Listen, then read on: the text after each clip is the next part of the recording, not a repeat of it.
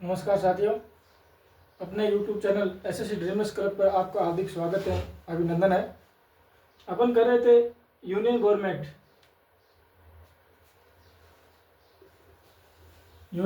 ने अपने राष्ट्रपति को पढ़ा था, राष्ट्रपति के आर्टिकल पढ़े थे। राष्ट्रपति के आर्टिकल अपने 52 से 61 तक पढ़ लिए थे। अब आगे हम पढ़ेंगे आगे राष्ट्रपति की शक्तियाँ। यूनियन गवर्नमेंट भाग 5 में और आर्टिकल 52 से 151 तक अपन यूनियन गवर्नमेंट में पढ़ेंगे। आज अपन करते हैं राष्ट्रपति की शक्तियाँ।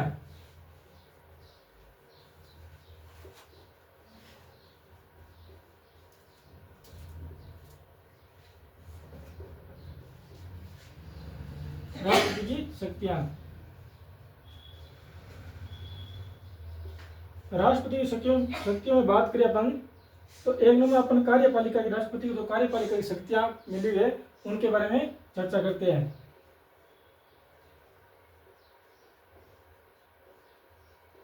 कार्यपालिका की शक्तियां।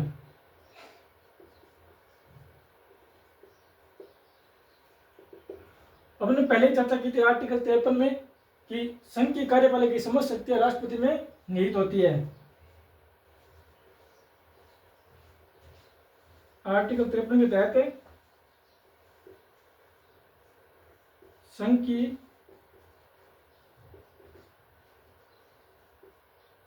कार्यपालिका की समस्त शक्तियां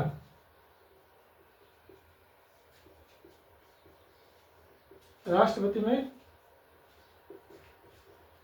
निहित होती है।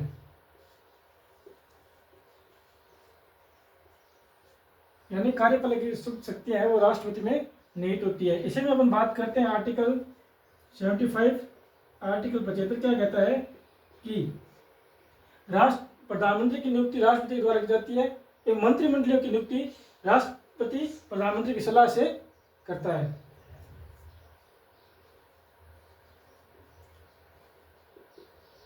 प्रधानमंत्री की नियुक्ति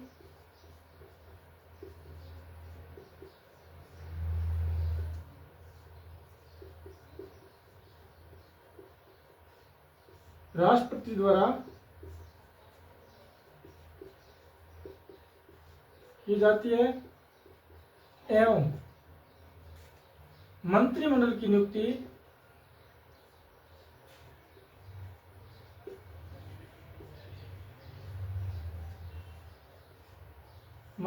नियुक्ति प्रधानमंत्री की सलाह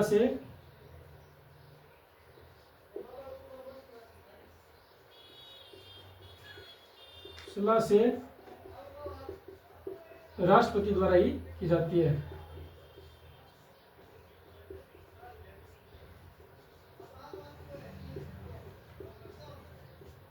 यानी मंत्रिमंडल की जो नियुक्ति है वो राष्ट्रपति करता है, लेकिन उनको प्रधानमंत्री की सलाह से नियुक्त करता है। आर्टिकल 75 भाग 2 में अपन बात करते हैं। 75(2) भाग क्या कहता है कि राष्ट्रपति द्वारा विभागों का वितरण किया जाता है। राष्ट्रपति द्वारा विभागों का वितरण किया जाता है। विभागों का वितरण किया जाता है, लेकिन या एवं मंत्रिमंडल राष्ट्रपति के पश्चात पर्यंत ही अपना पद धारण करते हैं। मंत्रिमंडल राष्ट्रपति के पश्चात पर्यंत ही पद धारण करते हैं। पश्चात पर्यंत मतलब क्या होता है कि राष्ट्रपति यानी मंत्रिमंडल को कभी अपने उसके पद से हटा सकता है। अब हम बात करते हैं आर्टिकल 77 की। संघ का प्रशासन राष्ट्रपति के नाम से ही चलाया जाता है। संघ का प्रशासन राष्ट्रपति के नाम से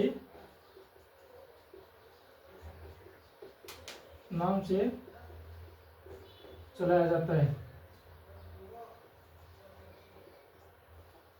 कहने का मतलब है कि जो प्रशासन है संघ का वो राष्ट्रपति के नाम से ही चलाया जाता है। अब आर्टिकल अपन 78 की बात करते हैं। आर्टिकल 78 क्या कहता है कि राष्ट्रपति प्रशासन की जानकारी प्रधानमंत्री से कभी भी ले सकता है। राष्ट्रपति को अधिकार है कि वो प्रशासन की जानकारी कभी भी प्रधानमंत्री से ले सकता है। राष्ट्रपति संघ के प्रशासन की जानकारी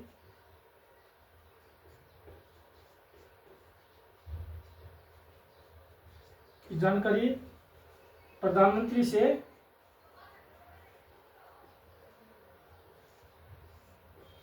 कभी भी ले सकता है।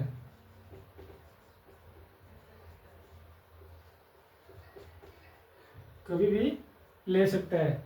राष्ट्रपति की प्रधानमंत्री से संघ के प्रशासन की जानकारी कभी भी ले सकता है। यह है राष्ट्रपति की कार्यपालिका की शक्तियां। तो राष्ट्रपति कार्यपालिका की शक्तियां में आर्टिकल की बात करें 53, 75, 75 भाग 2, 77 और 78 इतने आर्टिकल कार्यपालिका की शक्ति में आते हैं।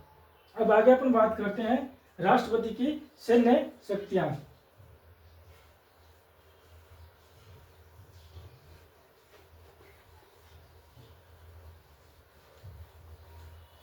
राष्ट्रपति की सैन्य शक्तियां।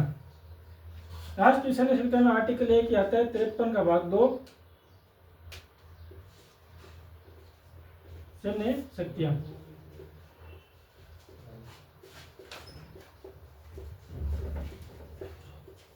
सैन्य शक्ति की बात करें तो एक आर्टिकल आता है आर्टिकल 53 भाग 2 जिसमें कहा गया है कि राष्ट्रपति सैन्य बलों का सर्वोच्च कमांडर होता है। राष्ट्रपति भारत के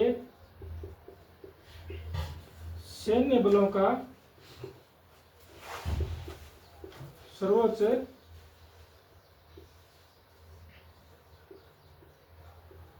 कमांडर होता है। यानी भारत की तो तीनों सेनाएं हैं, तीनों जल थल वायु तीनों सेनाओं का जो सर्वोच्च कमांडर होता है वो राष्ट्रपति होता है। इसके बाद हम बात करें तो राष्ट्रपति की जो नियुक्तियां करता है वो किन किन पदों पर राष्ट्रपति द्वारा नियुक्ति की जाती है।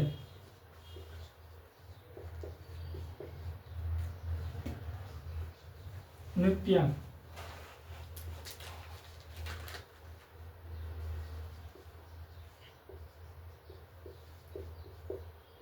नियुक्तियों की बात करें तो राज्यों में राज्यपाल और उपराज्यपाल की जो नियुक्ति की जाती है वो राष्ट्रपति द्वारा की जाती है। राज्यपाल,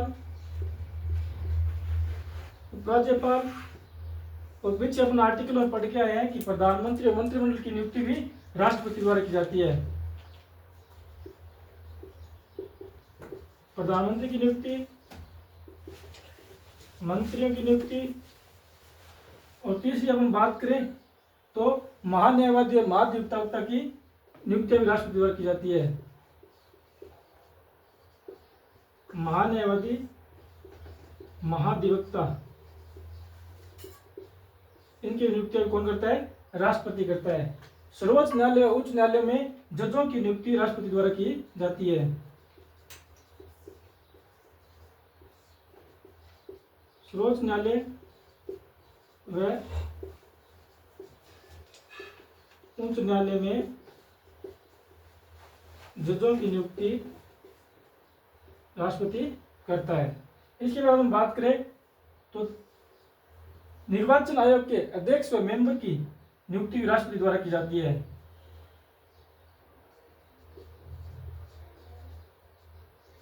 निर्वाचन आयोग के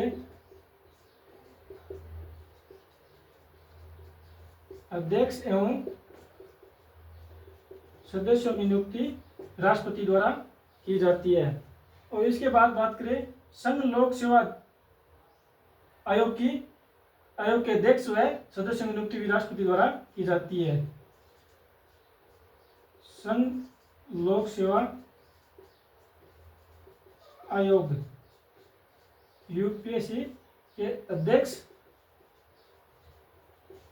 एवं सदस्यों की नियुक्ति राष्ट्रपति द्वारा की जाती है। इन पदों की नियुक्ति राष्ट्रपति द्वारा की जाती है। कौन कौन से पद है? राज्यपाल, उपराज्यपाल, प्रधानमंत्री, मंत्री, महान्यायवादी और महाधिवक्ता और चुनाव आयोग के अध्यक्ष मेंबरों के सदस्य और यूपीएससी के अध्यक्ष व सदस्यों की नियुक्ति कौन करता है? राष्ट्रपति करता है। इसके बाद अपन बात करते हैं राष्ट्रपति की विदेशिक शक्तियां।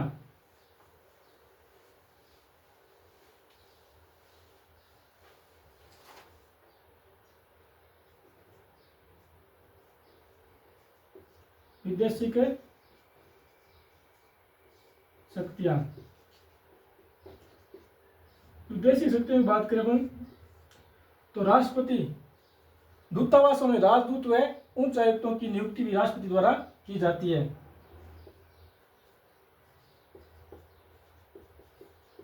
दूतावासों में राजदूत एवं उच्च आयुक्तों की नियुक्ति राष्ट्रपति द्वारा की जाती है। राष्ट्रपति द्वारा की जाती है। इसके बाद हम बात करें तो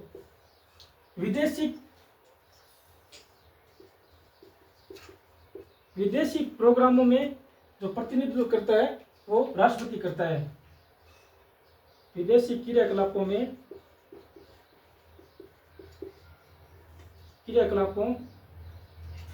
का नेतृत्व प्रतिनिधित्व राष्ट्रपति द्वारा किया जाता है।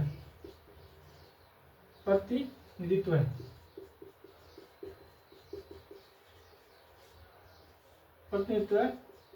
राष्ट्रपति द्वारा किया जाता है।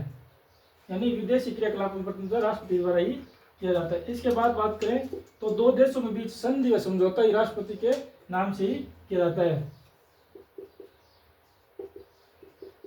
दो देशों के बीच संधि व समझौता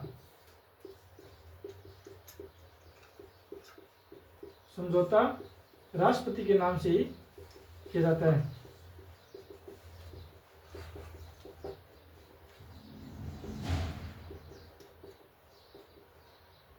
दो देशों के बीच संधि व समझौता राष्ट्रपति के नाम से ही किया जाता है।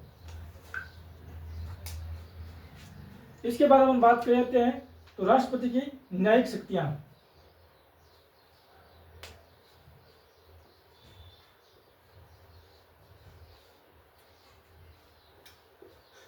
न्यायिक शक्तियां क्या है राष्ट्रपति की?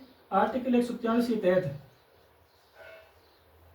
शक्तियां दी गई राष्ट्रपति को कि राष्ट्रपति अपने निजी मामले में मुख्य न्यायाधीशों से परामर्श ले सकते हैं, लेकिन उन्हें मानने के लिए बाध्यकारी नहीं है। परामर्श के लिए जब कमेटी बनाई जाती है, 5 सदस्यीय कमेटी बनाई जाती है, उसमें 3 सदस्यों का बहुमत होना जरूरी है। आर्टिकल 143 क्या कहता है कि राष्ट्रपति निजी मामलों में मुख्य न्यायाधीशों से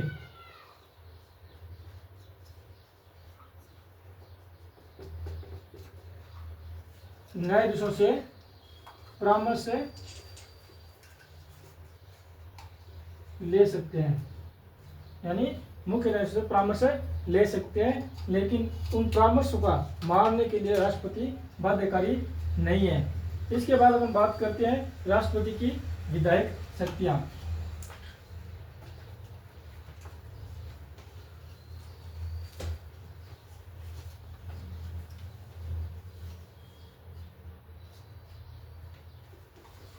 राष्ट्रपति की विधायक शक्तियां। विधायक शक्तियों की बात करें तो आर्टिकल 79 क्या कहता है कि राष्ट्रपति संसद का एक अभिन्न अंग है। आर्टिकल 79 के तहत राष्ट्रपति संसद का एक अभिन्न अंग है।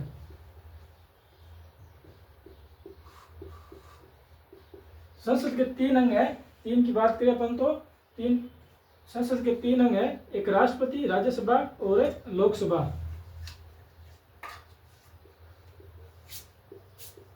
तीन अभिन्न कौन से हैं? राष्ट्रपति, राज्यसभा और लोकसभा। इसमें राज्यसभा को भी भंग नहीं किया जा सकता, राष्ट्रपति द्वारा लोकसभा को भंग किया जा सकता है। इसके बाद अपन बात करें आर्टिकल 85 की। आर्टिकल 85 क्या कहता है? राष्ट्रपति द्वारा सत्र का आहूत या सत्रावसान करना। राष्ट्रपति द्वारा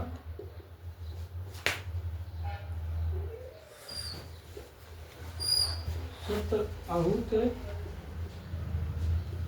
या सत्रावसान करना एवं राष्ट्रपति लोकसभा को कभी भी भंग कर सकता है।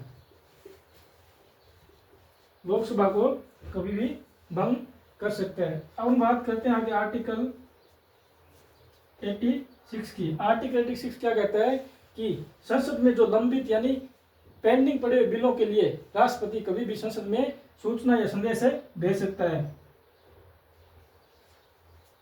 लंबित विधेयकों के लिए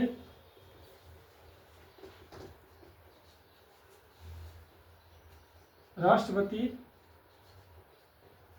कभी भी सूचना या संदेश भेज सकता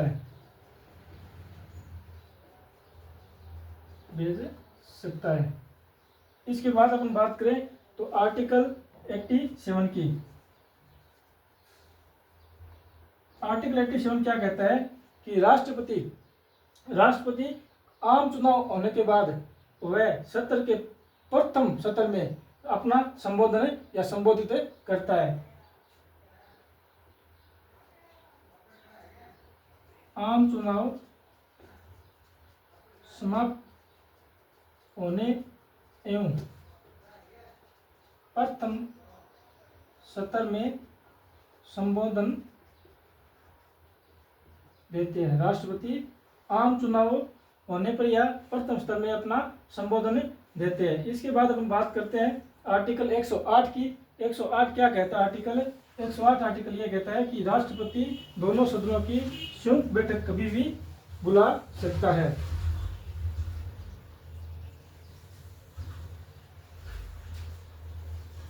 आर्टिकल 108 की बात करें तो विशेष परिस्थितियों में राष्ट्रपति संयुक्त बैठक बुला सकता है। विशेष परिस्थितियों में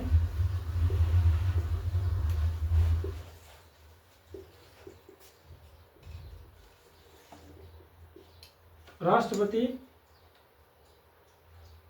दोनों सदनों की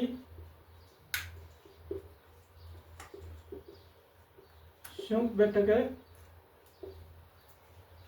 बुला सकता है।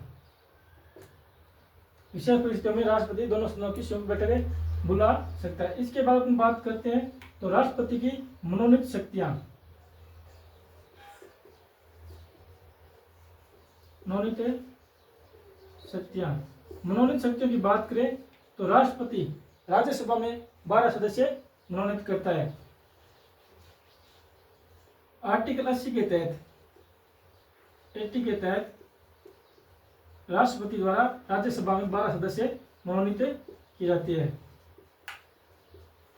राज्यसभा में राष्ट्रपति द्वारा 12 सदस्य मनोनीत किए जाते हैं। ये 12 सदस्य जो मनोनीत किए जाते हैं वो कला, विज्ञान और सामाजिक क्षेत्र में जो लोग कार्य करते हैं उनको मनोनीत किया जाता है। इसी के तहत पढ़ते हैं आर्टिकल 331 के तहत लोकसभा में 2 सदस्य 2 एंग्लो इंडियन मनोनीत कर सकते हैं, लेकिन अभी इसको निरस्त कर दिया गया है 104 संविधान संशोधन के द्वारा 2020 में। राष्ट्रपति लोकसभा में 2 एंग्लो इंडियन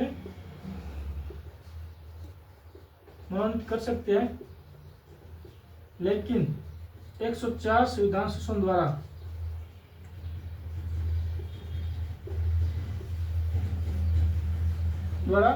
2020 में से हटा दिया गया। 2020 में से हटा दिया गया। अब राष्ट्रपति द्वारा लोकसभा में 2 एंग्लो इंडियन मनोनीत नहीं किए जाते हैं। आज के लिए अपन इतना ही करते हैं, कल आगे की शक्तियाँ जो बची है वो अपन करेंगे। तो आज के लिए इतना ही। चैनल को ज़्यादा शेयर करें, लाइक करें, सब्सक्राइब करें। जय हिंद, जय भारत।